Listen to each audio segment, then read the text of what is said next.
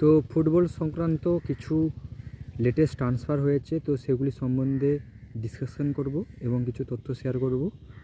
তো প্রথমে করিম Benzema, Ballon ডি'র winner, আল Etihad থেকে আল হিলালে জয়েন করতে চলেছে।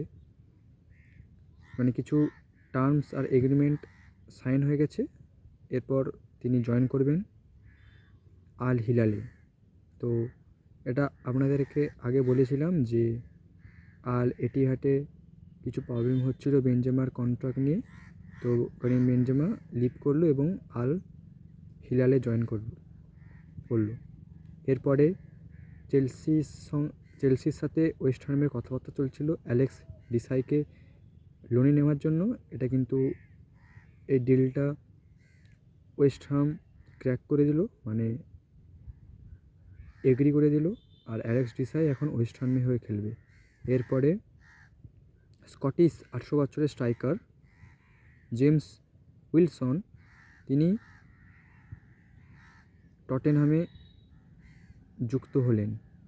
আর ম্যানচেস্টার সিটি থেকে দুটো প্লেয়ার, একটা স্টিভেন ওর্টেজা গোলকিপার, তিনি নটিংহাম ফরেস্টে লোনে গিয়েছে, আর কেলভিন ফিলিপস তিনিও কিন্তু ম্যানচেস্টার সিটি থেকে শেফিল্ড ইউনাইটেডে লোনে গিয়েছে।